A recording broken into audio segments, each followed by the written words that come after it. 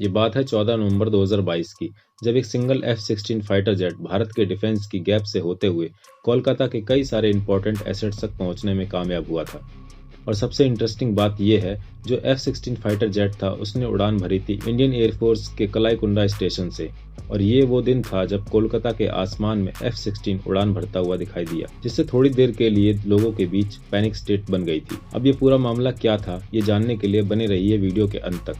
तो बिना किसी देरी के चलिए शुरू करते हैं। तो 14 नवंबर 2022 को कोलकाता के ऊपर जो F-16 उड़ान भरता हुआ दिखाई दिया था, वो रिपब्लिक ऑफ सिंगापुर की उस टीम का हिस्सा था जो इंडियन एयरफोर्स के साथ जॉइंट मिलिट्री ट्रेनिंग में पार्टिसिपेट कर रही थी। और ये इंसिडेंट तब हुआ जब इस जॉइंट मिलिट्री के बायलैटरल स्टेज के दौरान दोनों देशों के एयरफोर्स संयुक्त रूप से एयर कॉम्बैट को सिमुलेट कर रही थी। इसमें इंडियन एयरफोर्स की तरफ से Sukhoi Su-30 MKI, MiG-29, Jaguar और भारत का प्राइड LC तेजस पार्टिसिपेट कर रहा था।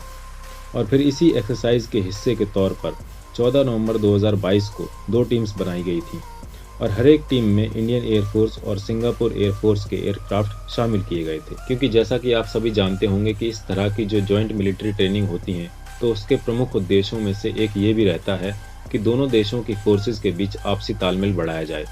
तो इस कोऑर्डिनेशन को बढ़ाने के उद्देश्य के साथ दो टीम बनाई गई, जिसमें दोनों ही देशों के एयरक्राफ्ट शामिल किए गए। एक टीम थी रेड टीम, दूसरी थी ब्लू टीम। जो रेड टीम के मेंबर्स थे, जिन्हें बैंडिट्स कहा गया, तो उनका टास्क था बंगाल की कोस्ट लाइन को क्रॉस करके कोलकाता सिटी को टारगेट करना। और ब्लू टीम का नाम था डिफेंडर्स, जिनका काम था रेड टीम के मेंबर्स को नीचे लाना या एटलीस्ट इन्हें कोलकाता से दूर भगाना। और फिर इसी तरह से एक्सरसाइज की शुरुआत हुई और एयरफोर्स स्टेशन कलाईकुंडा के करीब सरवा में इंडियन एयरफोर्स के रडार स्टेशन ने बंगाल की खाड़ी से आने वाले इन रेड टीम मेंबर्स को पिक किया। और फिर जैसे ही रडार ने रेड टीम मेंबर्स को डिटेक्ट किया, तुरंत ही ब्लू टीम मेंबर्स यानी डिफेंडर्स को स्क्रैम्बल किया गया। और फिर देखते ही देखते बंगाल के आसमान में डॉग फाइट स्टार्ट हो गई। हालांकि जो रेड टीम थी उसने अपनी तैयारी बहुत अच्छी तरह से कर रखी थी और इसी के तहत जहां रेड टीम के मेंबर्स ने ब्लू टीम को व्यस्त रखा, तो उसी बीच रेड टीम का एक मेंबर चुपके से वहां से निकलकर कोलकाता यानी अपनी डेस्टिनेशन तक पहुंचने में कामयाब हो गया। और इस एयरक्राफ्ट के वापस कलाईकुंडा एयरफोर्स स्टेशन पे जाने से पहले कोलकाता एयरपोर्ट के ATC ने इस एयरक्राफ्ट को डिटेक्ट किया। और ये एयरक्राफ्ट चूंकि F-16 था और ये बहुत लो फ्लाई कर रहा था, तो इसलिए इसने स्थानीय लोगों में थोड़ी पैनिक स्टेट क्रिएट कर दी थी।